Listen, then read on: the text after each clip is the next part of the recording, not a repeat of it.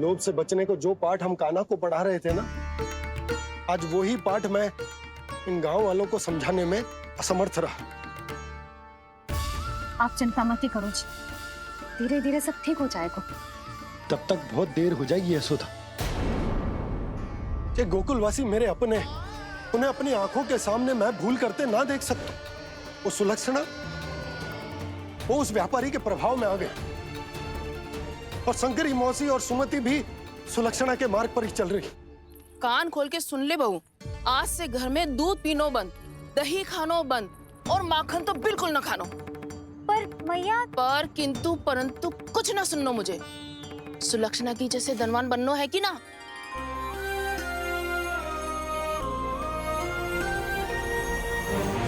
तो फिर जैसा मैं कहती हूँ वैसा कर, तभी तो अधिक से अधिक दूध दही माखन बेचकर अधिक से अधिक धन अर्जित कर पाएंगे हम।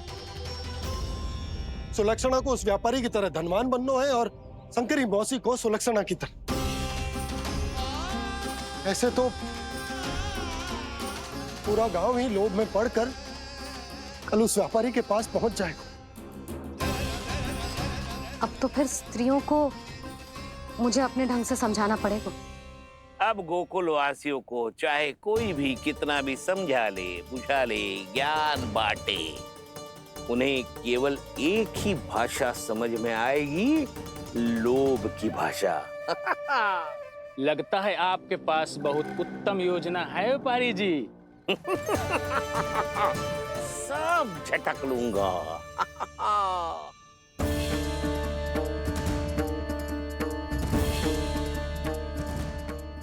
आपको क्या लगता है प्रभु, मैया के समझाने से गोपियाँ समझेंगी?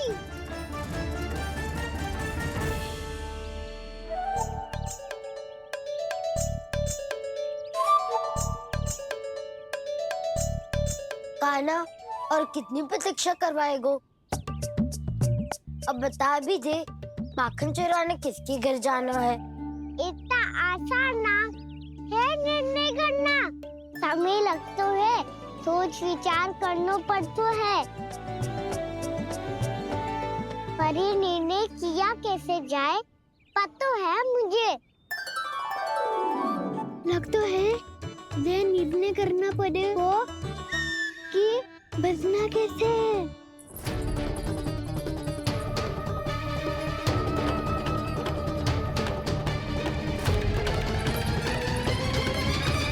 सावित्री मौसी ने हमारे चौरे विद्या प्रसारण के बारे में सबको बता दियो क्या?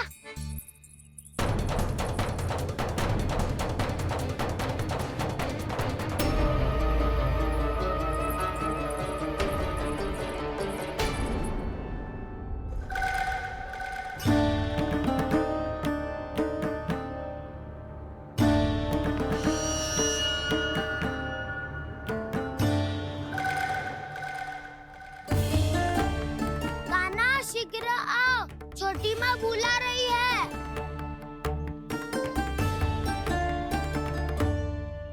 अब डांट भी पड़ेगी और कुटाई भी होगी।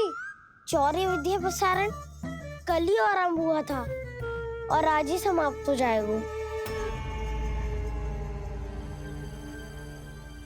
सब इतने गंभीर क्यों है आज? गंभीर तो होंगे ही ना दाऊ, क्योंकि मैया आज अच्छा वाला पाठ पढ़ाने वाली है।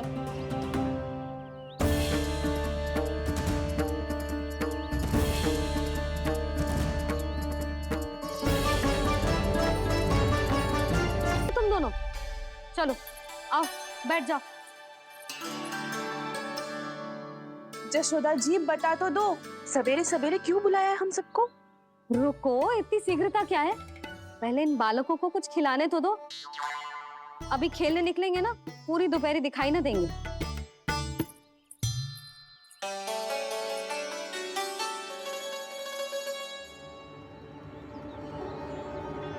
मैया देखो ना, कैसे अपने आभूषणों का दिखावा कर रही है जी सुलक्षणा। चिंता मत कर बहू, शीघ्र ही हम इससे अधिक आभूषण और इससे अधिक उत्तम वस्त्र पहन के घूमेंगे। ये देखो, तुम दोनों के लिए क्या बनाओ है मैंने। पूरे गोकुल में प्रसिद्ध मेरे पेड़े। चलो लो। यशोदा, ये तो बहुत सारे हैं। हाँ जशोदा जी, इतने सारे तो मैं भी ना खा पाऊँ। क्यों दृष्टि लगा रही हो सुलक्षणा? बढ़ती आयु के बालक हैं, खाने दो इन्हें। तुम सब कछु मत सुनना, जी भर के खाओ। देखा ना?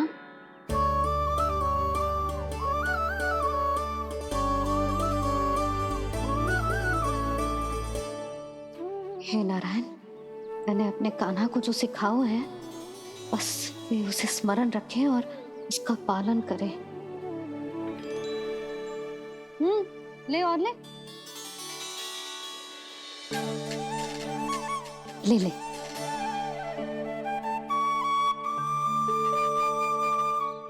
आज तो एक के बाद एक पेड़ मिल रहे हैं, वो भी बिना रोक टोक के।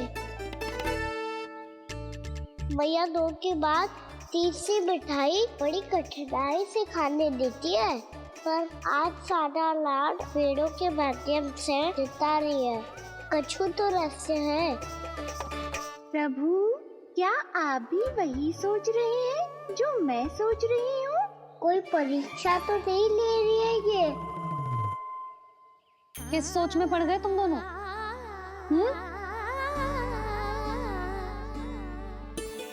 खाओ ना। जब तक पेट और मन दोनों ना भर जाए तब तक खाओ। बस यशोदा, इतना पर्याप्त है। अरे ना जिज्जी, घर के शुद्ध मावा और गुड़ के बने, कितना भी खा ले कोई हानि ना होगी। लो और लो।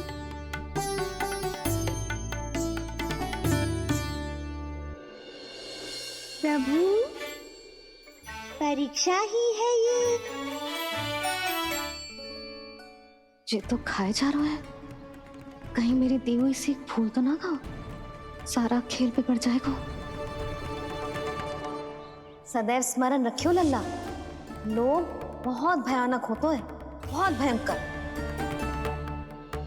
जो एक बार हमारे मन में प्रवेश करके हमें भीतर से ही जकड़ लेते हैं, इसके कारण हम अधिक से अधिक पाने की इच्छा करने लगते हैं। क्या हुआ कान्हा, रुक क्यों गए?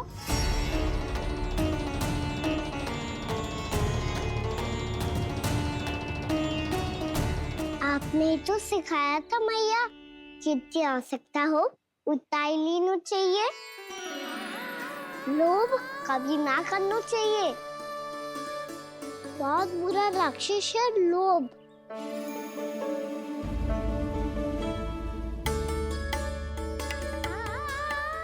बुरा और खाने में कोई बुराई ना है कान्हा, ले ले। ना मैया, लो मैं अधिक खाऊंगा तो फिर पेट पकड़ के बैठना पड़ेगा।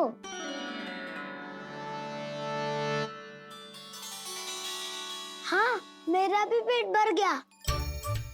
कान्हा सही कह रहा है छोटी माँ, लोग बहुत भयानक राक्षस है। जो भी लोग के चक्कर में पड़ेगो वो बहुत बुरा फंसेगो। अच्छा जाओ, जाके खेलो तुम दोनों। मैया, ये पेड़ अपने सखाओं के लिए भी ले जाऊं मैं? हाँ लल्ला, ले जाओ अवश्य।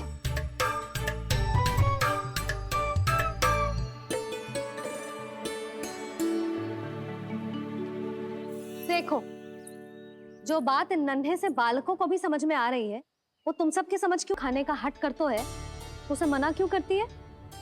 इसीलिए ना, ताकि स्वाद के लोभ में उसका स्वास्थ्य ना बिगड़ जाए। और उज्जवल, जब भरी दोपहरी में बाहर खेलने का हट करतो है, तो तू उसे मना क्यों करती है? इसीलिए ना कि खेल के लोभ में उसे लू ना लग जाए। हाँ, और पुराण पढ़ना तो अच्छी बात है ना। तो श्री रामा जब रात में दीप के प्रकाश में पुराण की कथाएं पढ़ना चाहते है, तो क्यों मना करती है, उसे बता। ताकि कथाओं के लोभ में उसकी दृष्टि खराब ना हो जाए जीजी। तो इसका अर्थ तो यही है ना कि लोभ चाहे पेड़ों का हो, चाहे पुराण की कथाओं का हो या फिर अधिक धन अर्जित करने का हो, लोभ सदैव हानिकारक ही होता है। जे बात तुम ही सब ना समझोगी तो अपने बालकों को कैसे समझाओगी? बोलो। हम सबकी मैया यहाँ क्यों आई है? डांट पड़ी क्या? चौरी विद्या प्रसारण टोली के बारे में सबको पता चल गो क्या? चिंता के चने चबाना छोड़ो और ये पेड़े खाओ।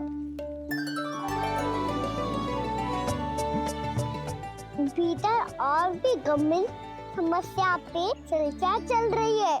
कैसी समस्या? लोग की भयानक राक्षस की समस्या। व्यापारी जी, नंद जी ने कल सभा बुलाई थी और आज रानी यशोदा जी ने सारी स्त्रियों को अपने घर पे बुलाया है।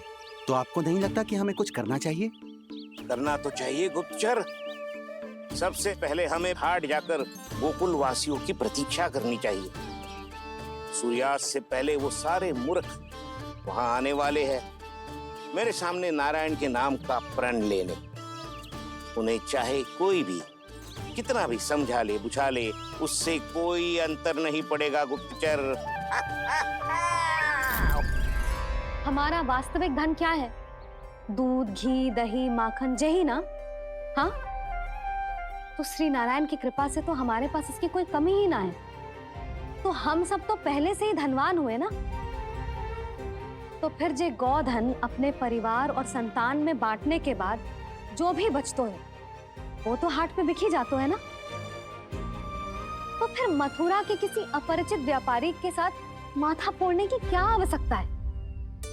जशोदा जी, हम आपकी और नंदराज की चिंता समझते, पर इसकी कोई आवश्यकता ना है। कुछ उल्टा सीधा नहीं करेंगे हम। विश्वास रखो जशोदा, हम जो कुछ करेंगे समझदारी से करेंगे। लोभ में आके कोई निर्णय नहीं लेंगे हम लोग, है ना? हाँ। अच्छा, अब चलती हूँ। बुलावे की सूचना पाके सब कार्य ऐसे ही छोड़कर आ गई थी।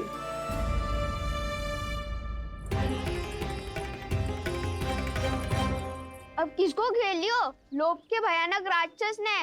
ये तो तभी पता चलेगा जब वो सब बाहर आएंगी। तब तो सबको बहुत ध्यान से देखना पड़ेगा।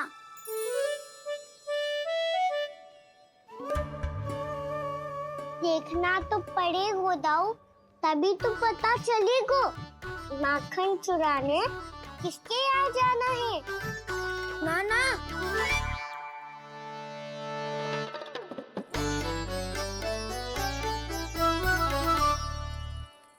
लोग का राक्षस तो उनके पास दिख ना रहा है।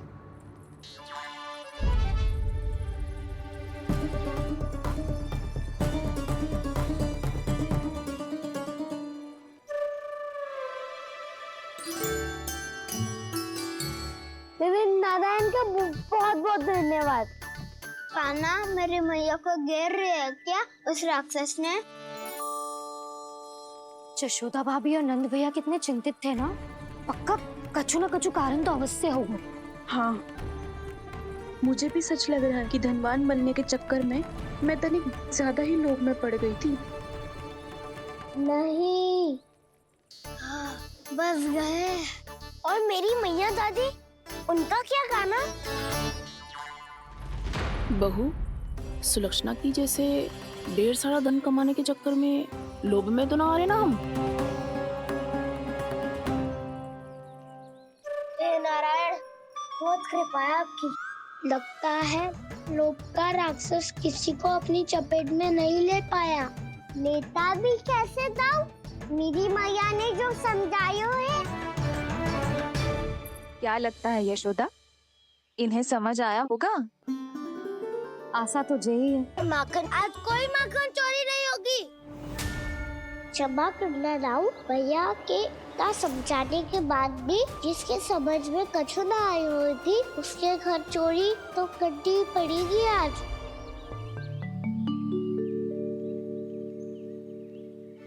व्यापारी जी, सारी स्त्रियां एक साथ यहीं आ रही हैं। मेरे चक्रव्यूह में फंसने की इतनी शीघ्रता ये संध्या तक भी नहीं रुक पाई।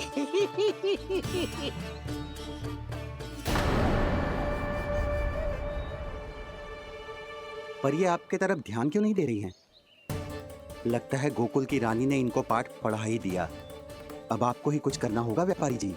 करूंगा, अपनी चाल सबसे अंत में चलूंगा, किंतु अभी उनके लिए एक घोषणा ही पर्याप्त होगी।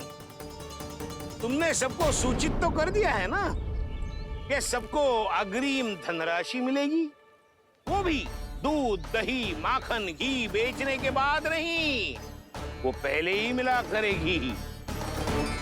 वो भी केवल एक दिन की नहीं, पूरे सप्ताह की। मैं बिल्कुल सही कह रही थी। जशोदा जी और नंदराज व्यर्थ ही चिंता कर रहे थे। यदि इन व्यापारी जी के मन में कोई मैल होता तुझे अग्रिम धनराशि थोड़ी ना देते। बात तो तुम सही कह रही हो सुलक्षणा।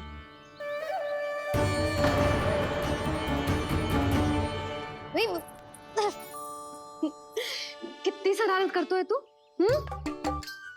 काजल लगाने दे मुझे। भैया पहले मुकुट लगाओ ना।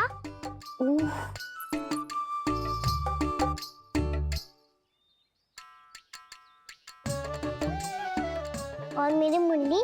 हाँ हाँ रुक जा, ले बस होगा प्रसन्न। भैया मैं ना चाहता मैं ऐसे फिर से भूल जाऊं, नहीं तो कड़ी धूप में इसे लेने वापस लौटना पड़ता है। चल अब बैठ जा, अब मुझे काजल लगाने दे लल्ला।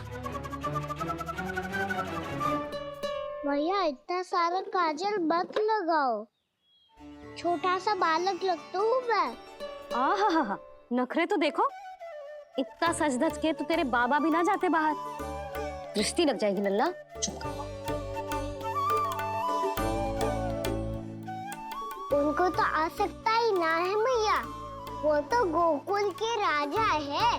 वैसे भी मुझे भी कम मत समझो, मैं भी राजा हूँ अपनी टोली का। कौन सी टोली? अपनी। ये क्या कर रहे हैं प्रभु? बता, कौन सी टोली? बालकों की टोली मैया, मारी खीर वाली टोली का।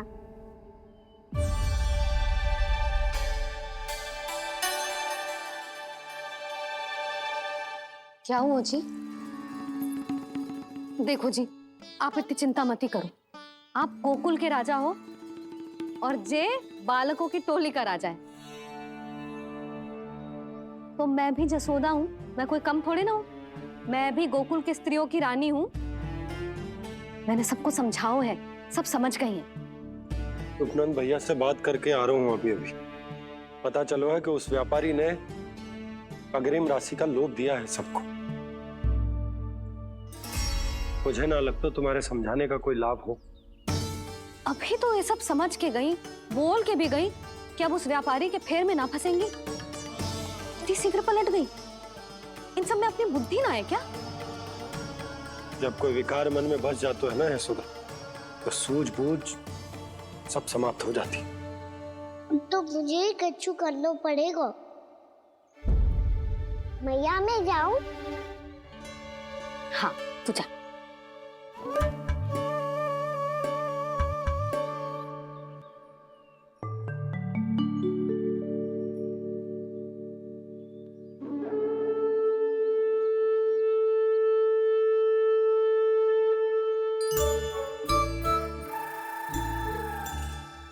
बहुत बड़ी समस्या हो गई है सखाओ। कैसी समस्या? लोक का भयानक राक्षस कहीं ना गयो, वो अभी भी यही है। मुझे पता था, और इसका सबसे अधिक प्रभाव तो मेरी मैया और दादी पर ही हुआ है। तुम सच कह रहे हो उज्जवल? हाँ। अरे कछु ना बलदाऊ, जे बड़ बोला तो ऐसे ही बात करते रहेगा बड़ा चढ़ा के। बड़ा चढ़ा के नहीं बोल रहा हूँ मैं। आज से घर पे दूध, दही, माखन, घी सिर्फ एक बार ही मिलेगा। पर क्यों? ताकि अधिक से अधिक दूध, दही, माखन, घी बचाकर उस व्यापारी को 2 गुना मूल्य पे बेचा जाए। इतने से तो काम ना चलेगा। उस सुलक्षणा से, और मैं तो कहूँ सुलक्षणा से ही क्यों, पूरे गोकुल में सबसे अधिक धनवान बनना है तो और माखन जमा करना पड़ेगा। हाँ हाँ मैया, लाओ मैं इसे ऊपर रख देती हूँ। चोरी चुपके से खा तो ना जाएगी ना? तेरी घबराहट बता रही है कि घर से निकलने से पहले तूने थोड़ो माखन तो खाया है। सच्ची बोल। ना ना मैया, मैं क्यों माखन खाऊंगी? मैं भी तेरी मैया हूँ लाली, माप के रखो तो मैंने।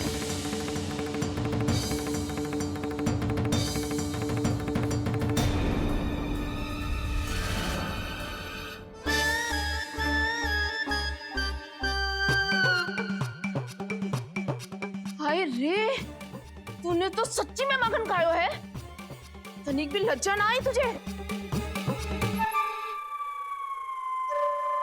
असत्य बोलने से पाप लगता है मैया, और जितनी बार आप माखन नाप रही है उतनी बार डंडी पे लगा माखन आप स्वयं चाट रही है, और दोष मुझ पे दे रही है। वो तो बस मैं इसलिए चाट रही थी कहीं व्यर्थ ना जाए। और तेरी जीभ है कि तीखी मिर्ची। एक तो मैया से बहस करती है और चोरी चुपके स्वयं खा के मैया पे दोष भी धरती है। हे नारायण, कैसी बहू दी है मुझे। जा दूर हो जा मेरे कक्ष से, और माखन के तो आसपास भी दिखने की आवश्यकता ना है। इस चटोरी को तो कोई भरोसा ना है। माखन को तो सुरक्षित स्थान पर रखना पड़ेगा।